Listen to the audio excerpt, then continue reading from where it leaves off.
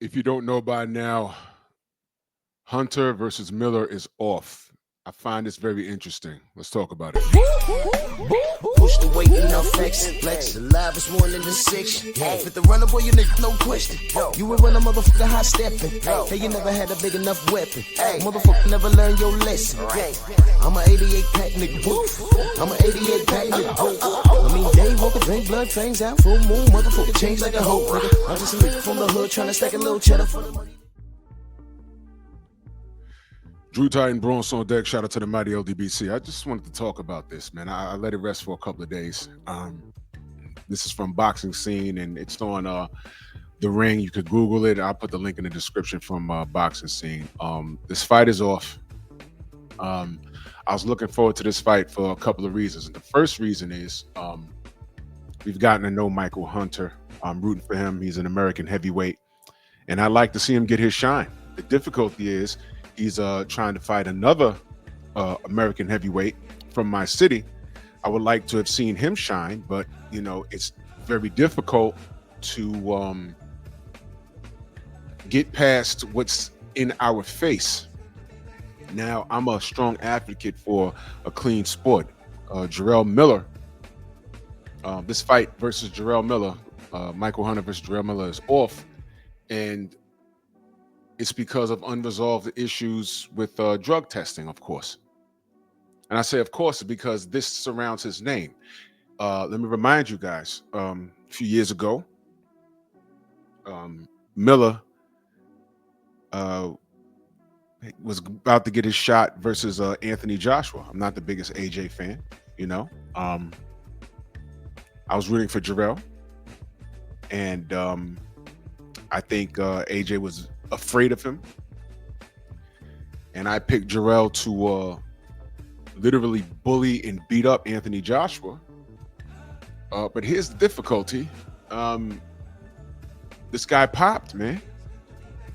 This guy popped with not one, not two, not three, but from what I understand, and y'all can correct me in the chat if I'm wrong, he got like 4 different things going on in his bloodstream. And I said, wait a minute. Not an Anthony Joshua fan.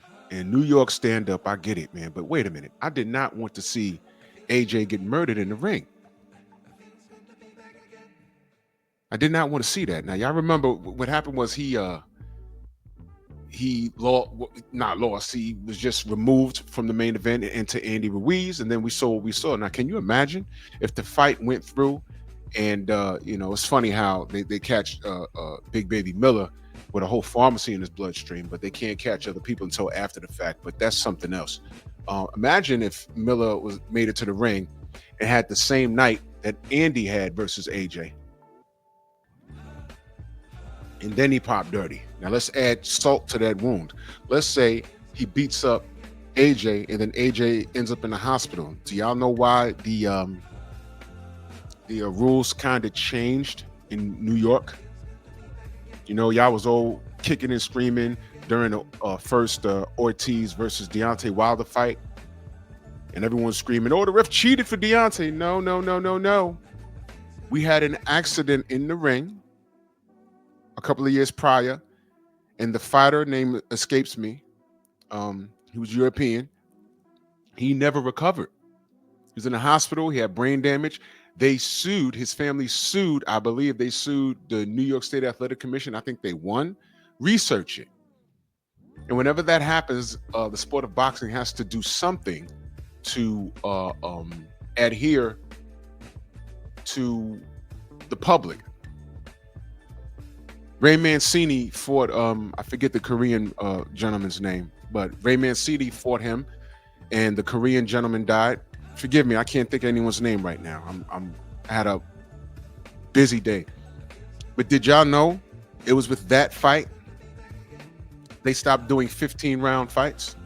It was because of that fight. Ray Mancini, I forget the guy's name. Y'all could look it up. I think it's the only Korean fella he fought. But that man died, and it was that fight. They said, okay, no more 15-round fights. It's 12 rounds. Did y'all know that? So every now and again, something happens and the rules change.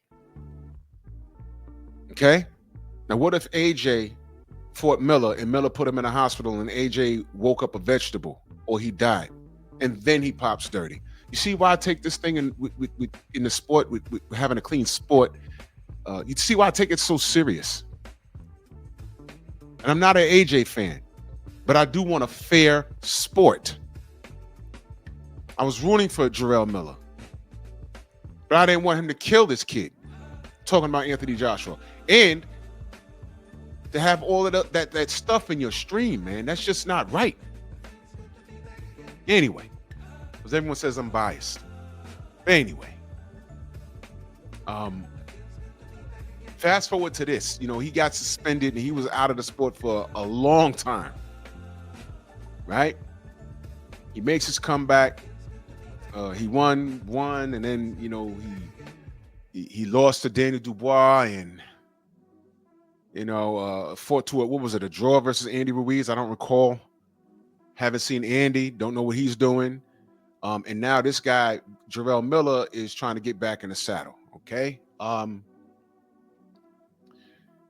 He was getting lined up for this fight against Michael Hunter. And in this article, I'm linking to be in the description. You can read it yourself. It says the planned heavyweight main event between Jarrell Big Baby Miller and Michael Hunter is off, with both sides casting blame on the other. The fight was scheduled for September 11th. Earlier in the fight week, headlined by Canelo Alvarez and Terrence Crawford. So they were going to fight that week. WBA number 1 ranked Michael Hunter and number 3 ranked Jarrell Miller face obstacles, beginning with the cease and desist letter filed last week by Hunter promoter Don King regarding the Saudi Arabia boxing financier Turki Al-Sheikh effort to stage the bout on DAZN from the Fontainebleau in Las Vegas, whatever the hell.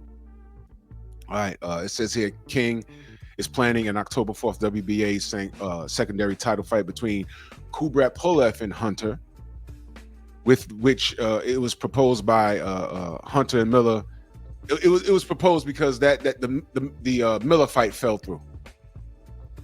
All right. It says further that, you know, Miller posted a letter from the Southern California-based fight promoter Steve Bash that read, as a result of various unresolved legal and regulatory issues, we cannot proceed with the bout as originally contemplated. Among those issues, boxing scene learned Thursday was the absence of formal request to the Nevada Athletic Commission to stage the bout. Now, this is a very short article. You can read it yourself, and you tell me what you think. The commission has not received drug test results from Miller, who has previously been suspended for positive tests and regulatory. Read this yourself. Read this yourself, man. I mean, I'm just deflated by this, man. Miller's one of those guys that you want to root for. He has a gift of gab. He's a big, strong guy. But how do you root for him when this keeps happening? Read it yourself. Read it yourself. They haven't received the drug test? Let that marinate for a minute. He's had problems in the past. What are we supposed to think? This is like exhausting at this point. What are you to do? Wasn't he supposed to fight Fabio Wardley and that fell through? And I never got a clear answer as to why that fell through. Maybe I stopped looking because I'm exhausted with this, man. I'm disappointed in Jarrell Miller. I don't know what's going on with this. I'm not accusing him of anything. But in his case, when you have this cloud over your entire career, you should be wanting to go above and beyond to prove that you're a clean fighter. Don't leave it up to anybody. If they want 2 forms saying that you pass a drug test, give them 4. Everyone uses social media. Get on social media and show that you're working out. You're doing cardio. You're staying in shape. You're staying around a decent. I know it's heavyweight. There's no weight limit, but you know he's a big boy. Show your fan base, because I know he has a fan base. Show them that you're staying around 250 to 245. Hitting the bag, taking it serious. Show them your diet. Show them the supplements that you do take. You should be going above and beyond to prove that you're a clean fighter. Here you are about to fight Michael Hunter, and there's problems with the drug testing, man.